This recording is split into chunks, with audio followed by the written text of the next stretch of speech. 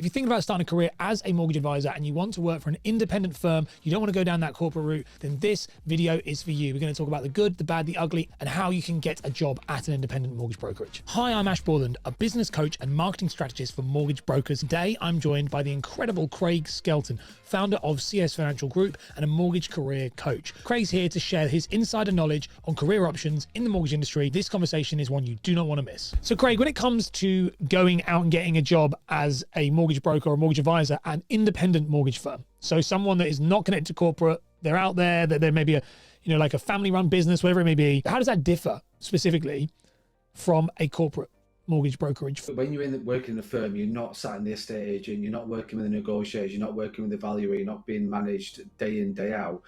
With a firm, if you are employed, and actually, if I do know some self-employed people that are still managed within the firm, it's very different because you're not sat in the estate agent. You generally sat in an office. If you're employed, you will be tend to be sat in the office around with other brokers. The business owner is very much around that kind of the administrator and that kind of environment. How it differs is this still demands, especially if you're employed and they're providing the leads. This is the key thing with this. It's all around lead generation. So as an estate agent providing you leads, so to speak, because you'll tend to find you're picking up the phone and booking the appointments.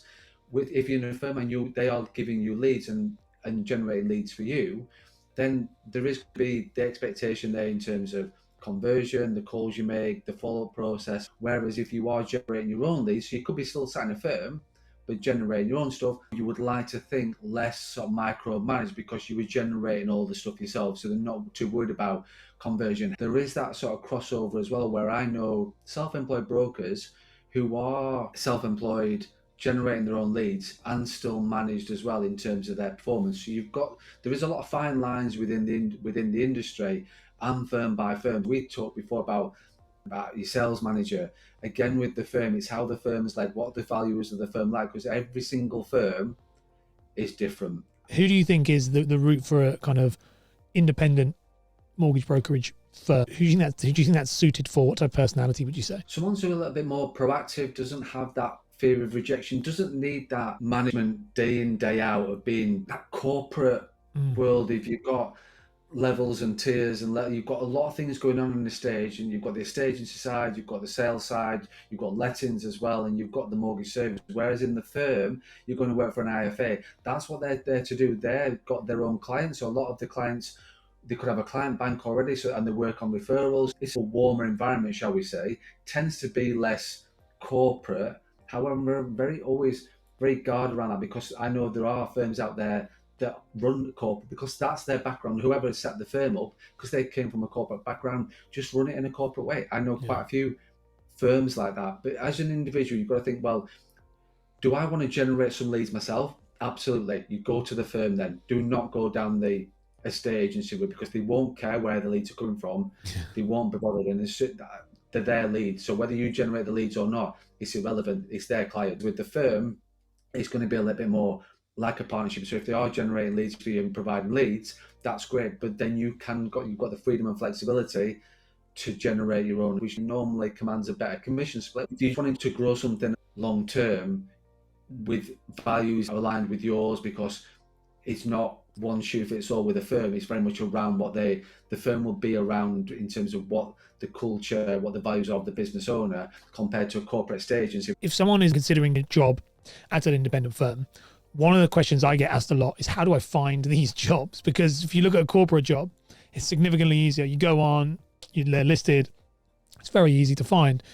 For an independent firm, how do you recruit? How do you find that job? How do you approach somebody? If there's no jobs available, how do you approach the firms? It's a good point, actually. If you're the right individual, displaying the right values and skills, you'll find that business owners will create the role for you. We're always recruiting. If you are proactive to find the right job for you and the role for you, you're going to be proactive with the clients. You haven't got that fear of rejection. I remember now how proactive I was when I left school at 16, and how proactive I was about finding a job. I didn't just go on Indeed, or there was nothing like that back then.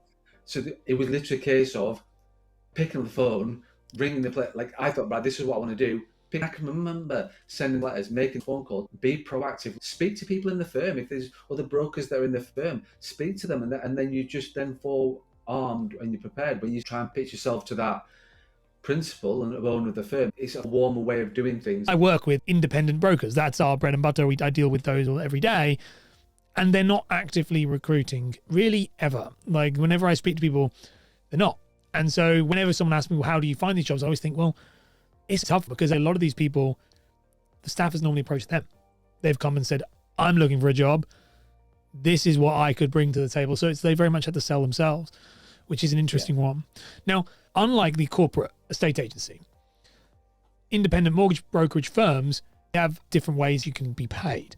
And I don't want to talk about commissions. I'm going to talk about, because that, for anyone who's watching this, commissions is such an intricate topic that it's impossible for me to probably even cover on this channel, because it is so unique to every individual person and every individual firm, that doing it, well, oh, you potentially would get this much is really hard to say. So anyone listening to this now or watching this now, they'll go, I want to know the answer. That question is really hard to just answer.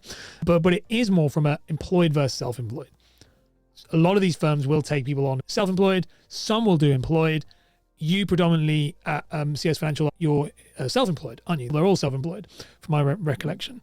What are the differences between self-employed and employed, and how does that impact the kind of role, so to speak, within the firm? I think it's a good question, because there's a lot of difficulty defining, particularly if you're employed. So if you're employed in a mortgage firm, an IFA, why does the principal want you to be employed? Because then they can have some sort of control over what you're doing and can have some control over your results. Whereas self-employed is a very difficult one, because you shouldn't have any. You are self-employed at the end of the day, so there should be no micromanagement. There should be no control over your working hours. There should be no control over your results and things like that, which does get a very, very grey area within financial services dictating the employed and self-employed. I think you've got to understand, people tend to shy away from self-employed because employed is always what they've known, and that's how they always sort of, how their makeup is from an individual point of view. However, self-employment is absolutely every single time the way to go. If you want the right work-life balance, if you want to grow your business long term, whether that's part of the firm or not, doesn't really matter. If you're looking at something long term in this and enjoying doing what you're doing and still getting paid very well, self-employed is the route absolutely all down. Because if you generate something or create something yourself, you'll always be employable, because you're the one that's employing yourself. Yeah. You're putting the trust in yourself that you can do this and make this work. Whereas when you're employed, you've always got that foot behind you, as in not kicking you up the backside. I'm saying you've always got that foot behind to go, oh, well, I don't like getting out of my comfort zone too much, because I'm just going to step back into this employed but comfort zone kind of role. You're never going to move forward with that kind of thing, because you're always going to be, any friction, any challenges, you're going to put that left foot firmly back and go, I'm okay, this is all right, I'm employed and it's all right.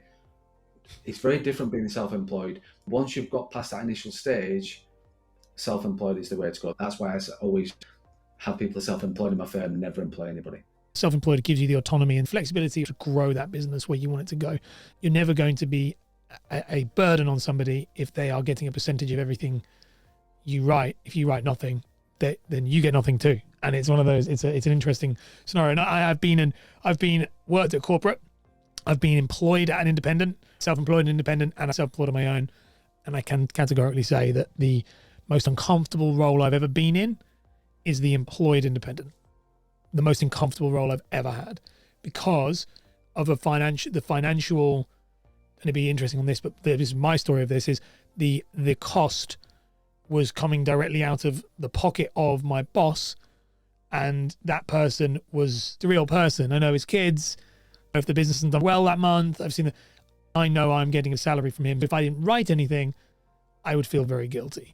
It was just an uncomfortable position to be in, versus very different in the corporate side and very different on the self-employed side. Self-employed side, you're way more hungry to go and find it.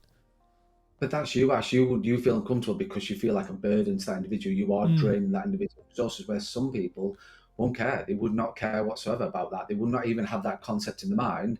I'm an employee, I've got my rights, you can't do this, you can't do that, and I'm going to take my salary. Then that's all well and good. But if the business doesn't survive, you're going to move on to another firm, and again, drain resources and the rest of it. So you've got to have that. It's not so much self-awareness, it's just having that as a value of yourself, of not being that burden to the individual because it's uncomfortable. It's because you feel uncomfortable in that situation. But that's the makeup of who you are. As I would be exactly the same. A lot of people are not like that. Now, if you actually want to consider potentially working at a corporate company, check out this video where me and Craig sat down and broke down the pros and cons of working at a corporate company like Connell's, Sequence, or Countrywide, to whether or not that's going to be a good fit for you. Check this one out too.